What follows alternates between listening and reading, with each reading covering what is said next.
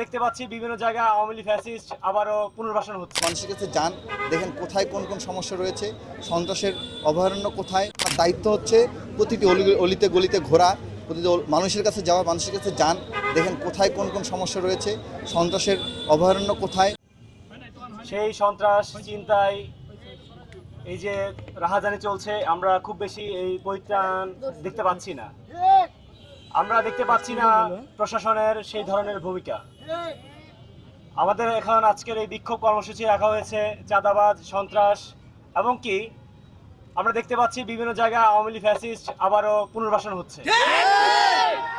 এই কার্যক্রমগুলো যাতে বন্ধ করা হয়, মোহাম্মদপুর যেন বাসের যোগ্য করে গড়ে তোলা হয়, প্রশাসন যেন এই বিষয়ে কঠোর থেকে কঠোর ভূমিকা রাখে। এই জন্য আজকে আমাদের বিক্ষোভ।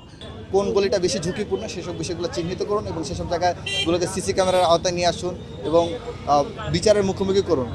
কিন্তু আমরা আমাদের যতটুকু সহযোগিতা করা প্রয়োজন, আমি মোহাম্মদপুরের সন্তান হিসাবে এবং এখানে ইসমাইল পাটোয়ারি ভাই আছেন, অন্যান্য যারা আছেন নেতৃবৃন্দ আছেন, আমরা মোহাম্মদপুরের সন্তান হিসেবে আমরা আপনাকে সর্বাত্মক সহযোগিতা করবো। আমরা একটা নিরাপদ মোহাম্মদপুর চাই, আমরা একটা নিরাপদ শেরেবাংলা চাই, আমরা একটা নিরাপদ আদাবর চাই। সেজন্য আপনার যতটুকু সহযোগিতা লাগবে আমরা সর্বত্র দিয়ে সহযোগিতা করব। কিন্তু আমরা আশা রাখবো যে আপনি আপনার আশেপাশে যে সকল চাঁদাবাজগুলোকে আমরা ঘুরতে দেখছি, ছবিতে দেখছি, ফুটেজে দেখছি, নিউজে দেখছি, তাদেরকে আপনি আপনার পাশ থেকে সরাবেন এবং তাদেরকে আপনি আশ্রয় প্রশ্রয় দিবেন না। কিন্তু যে আপনি তাদেরকে আশ্রয় প্রশ্রয় দেন, আপনি যদি তাদের কথা মতোই চলেন, আপনি যে মোহাম্মদপুরকে চাঁদাবাজ, সন্ত্রাস, তারপর হচ্ছে দুর্নীতিবাজ, মাফিয়াতন্ত্র, ছিনতাইকারী এসব মুক্ত করার পদক্ষেপ না নিয়ে এবং তাদেরকে ব্যবহার করে তাদের কাঁধে ভর করে 5 বছর মোহাম্মদপুরকে শাসন করতে চান, তাহলে আমি বলবো যে আপনি বোকার স্বর্গে বসবাস করছেন।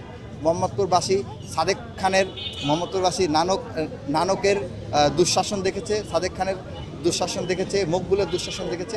মোহাম্মদপুরবাসী আর কোনো দুঃশাসন মোহাম্মদপুর হতে দেবে না, আদাবর হতে দেবে না, শেরেবাংলা হতে দেবে না। তো সেটিকে জেনে নিয়েই আপনাকে পরবর্তী পদক্ষেপগুলো নেওয়ার জন্য আহ্বান জানাচ্ছি। আমরা আশা রাখবো যে আপনি জনসাধারণের প্রতি, জনগণের যে আকাঙ্ক্ষা, ম্যান্ডেট, সেটার প্রতি সদয় হবেন এবং আপনি আপনার আমানতটা যথাযথভাবে পালন করার চেষ্টা করবেন।